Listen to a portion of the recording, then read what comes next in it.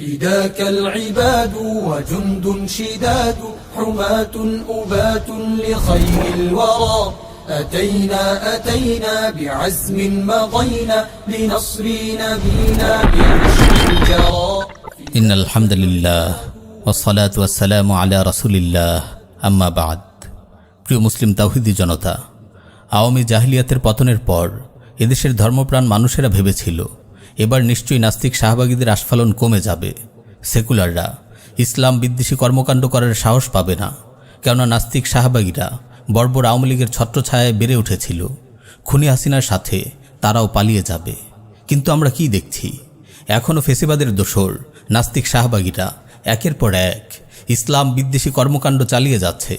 আপনারা দেখেছেন এবারের ২১শে বই মেলায় কিভাবে প্রকাশ্যে ঘোষণা দিয়ে এদেশ থেকে বিতাড়িত বিকৃত মনা তসলিমা নাসরিনের বই বিক্রি করেছে মুক্তমনা শাহবাগীরা। ধর্মপ্রাণ কতিপয় ছাত্র প্রতিবাদ স্বরূপ এর কারণ জিজ্ঞেস করতে গেলে পুরো সেকুলার গোষ্ঠী তাদের নিকৃষ্ট চেতনা নিয়ে তাওহীদি জনতার বিরুদ্ধে হামলে পড়ে। মুসলিম নামধারী কিছু অজ্ঞ লোকও তখন তাওহীদি জনতার বিরুদ্ধে গিয়ে বিকৃত মনা তসলিমা নাসরিনের পক্ষে অবস্থান নেয়। আজও একের পর এক ইস্যু দাঁড় করিয়ে সেকুলার শাহবাগীরা তাওহীদি জনতাকে ঘায়েল করে চলেছে। তাদের ভাবসাব এমন যেন তারাই খুনি হাসিনার পতন ঘটিয়ে নতুন স্বাধীনতা ছিনিয়ে এনেছে, তারা যা চাইবে সেটাই এদেশে চলতে হবে। অথচ বাস্তবতা হলো এদেশের মুসলিম তাওহীদি জনতাই আওয়ামী জাহিলিয়াতের বিরুদ্ধে সবচেয়ে বেশি সোচ্চার ভূমিকা পালন করেছে। শাপলা চত্বরের আন্দোলন থেকে শুরু করে ২৪-এর গণ অভ্যুত্থান, ফেসিবাদ বিরোধী সকল আন্দোলনে তাওহীদি জনতা বুক পেতে সামনে এগিয়েছে। শাহাদাতের তামান্নায় উজ্জীবিত হয়ে তারা আওয়ামী জাহিলিয়াত উৎখাতে আপন জীবন বিলিয়ে দিয়েছে। হাজারো তাওহীদি জনতার রক্তে রাজপথ রঞ্জিত হয়েছে।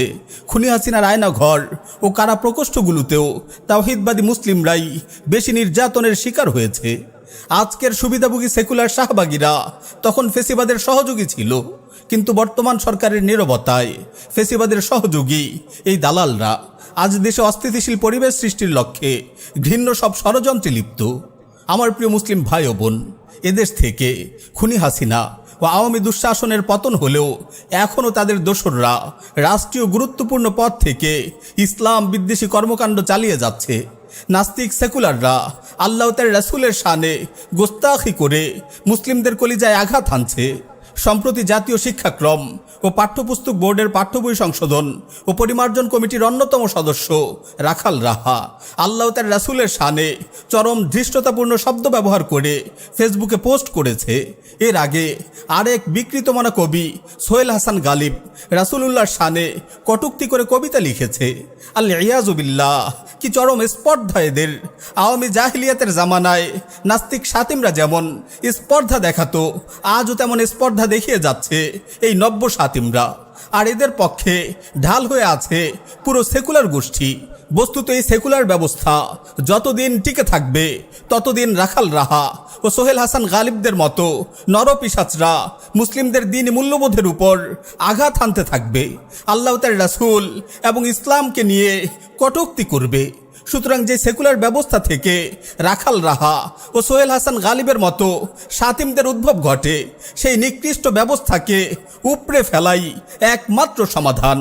আজ যদি রাষ্ট্রে ইসলামী শাসন ব্যবস্থা বিদ্যমান থাকত, তাহলে রাখাল রাহারা এমন ধৃষ্টতা প্রদর্শনের দুঃসাহস দেখাতে পারত না। আল্লাহ তার রাসূলের শানে এমন ধৃষ্টতাপূর্ণ শব্দ চয়নের পর তাদের ঘাড়ের সাথে কল্লা সংযুক্ত থাকত না। সুতরাং এটা স্পষ্ট, এই সেকুলার ব্যবস্থা আল্লাহ তার রাসূলের সম্মান রক্ষার ব্যাপারে কখনোই আন্তরিক নয়। আমার প্রিয় মুসলিম তাওহীদি জনতা, একদিকে আল্লাহ তার রাসূলের শানে গোস্তাখি করা হচ্ছে, অপরদিকে আমাদের কানে আসছে র্যাব কর্মকর্তা আলেপের হাতে আমাদের মুসলিম বোনদের সম্ভ্রমহানির কথা। এমন গুরুত্বপূর্ণ দুটি ইস্যু সামনে আসার পরও কিভাবে একজন মুসলিম প্রতিক্রিয়াহীন থাকতে পারে? চলমান এই দুটি ইস্যু তো মুসলিম উম্মার জন্য দুনিয়ার সকল কিছুর চেয়ে ঊর্ধ্বে। মুসলিম ইতিহাসে যখনই এই দুটি ইস্যু সামনে এসেছে, তখনই মুসলিম উম্মা এর প্রতিশোধ নিয়েই ছেড়েছে, নিজেদের সকল কিছুর ঊর্ধ্বে একে গুরুত্ব দিয়েছে। রাসূল সাল্লাল্লাহু আলাইহি ওয়াসাল্লামের ইজ্জতের প্রশ্ন ছিল দুনিয়ার সকল মুসলিমের কাছে সর্বোচ্চ স্পর্শকাতর বিষয়। নিজ পরিবার পরিজন, সাম্রাজ্য, রাজনীতি সকল কিছু ছিল এর সামনে তুচ্ছ। তার শানে আঘাত ছিল ক্ষমার অযোগ্য অপরাধ। যখনই কোনো সাতিম আত্মপ্রকাশ করেছে, উম্মার গর্বিত সদস্যরা দুনিয়া থেকে তাকে বিদায় করে ছেড়েছে। রাসূলের শানে গোস্তাখিকারীর যথাযথ পাওনা বুঝিয়ে না দিয়ে তারা শান্ত হননি। নিজের পরিবার পরিজনদের কেউ আল্লাহর রাসূলের ইজ্জতের প্রশ্নে ছাড় পায়নি। আর মুসলিম নারীর সম্ভ্রম রক্ষা করা ছিল এই উম্মার পুরুষদের কাছে গুরুত্বপূর্ণ। মুসলিম কোন নারীর সম্ভ্রমহানিকে তারা বরদাস্ত করত না। এ ধরনের অপরাধীকে তারা তার যথাযথ পাওনা বুঝিয়ে ছাড়ত। এক ইহুদি মুসলিম রমণীর ইজ্জতের উপর আঘাত করলে তৎক্ষণাৎ সেই ইহুদিকে হত্যা করে পাওনা বুঝিয়ে দেন এক মুসলিম তরুণ। এরপর ইহুদিরা সেই মুসলিম তরুণকে হত্যা করে ফেলে। এই প্রেক্ষাপটে আমাদের প্রিয় নবী সাল্লাল্লাহু আলাইহি ওয়াসাল্লাম বনু কাইনুকার বিরুদ্ধে যুদ্ধ ঘোষণা করেছিলেন। সেদিন থেকেই নারীর ইজ্জত হয়ে গেছে উম্মার সম্মানের প্রতীক। ন্যায়পরায়ণ মুসলিম শাসকরা তো মুসলিম নারীদের ইজ্জত আবরু রক্ষার প্রতি যত্নবান ছিলেন। জালিম খ্যাত মুসলিম শাসকরাও মুসলিম নারীর ইজ্জতের প্রশ্নে কোনো ছাড় দেয়নি। খালিফা মুতাসিমের রোম অভিযান, হাজ্জাজ বিন ইউসুফের নির্দেশে মোহাম্মদ বিন কাসিমের ভারত অভিযান মুসলিম নারীর ইজ্জত রক্ষার তাগিদেই সংগঠিত হয়েছিল। এমনকি আজ আমরা যাদের বীরত্বের প্রশংসা করি, বর্তমান আফগান তালিবান এই মুজাহিদিনদের উত্থানের পেছনেও উল্লেখযোগ্য কারণ ছিল মুসলিম নারীর সম্ভ্রম রক্ষা করা। সুতরাং আমরাও যারা নিজেদের মুসলিম দাবি করছি, আমাদের জন্যও চলমান এই দুই ইস্যুতে নীরবতা অবলম্বনের কোনো সুযোগ নেই। যারা আল্লাহ তার রাসূলের শানে গোস্তাখি করেছে এবং আমাদের মুসলিম বোনদের সম্ভ্রম হানি করেছে, আমরা তাদের কিছুতেই ছাড় দেব না। আমরা বর্তমান সরকারকে স্পষ্টভাবে জানিয়ে দিতে চাই, আল্লাহ তার রাসূলের শানে কোনো গোস্তাখি করা হলে আমরা তাওহীদি জনতা নিশ্চুপ থাকবো না। ওয়াল্লাহি আমরা তা সহ্য করব না। রব্বে কাবার কসম, আমরা বসে থাকবো না। নরপিশাচ শাতিমদের শাস্তি নিশ্চিত করেই আমরা ক্ষান্ত হব।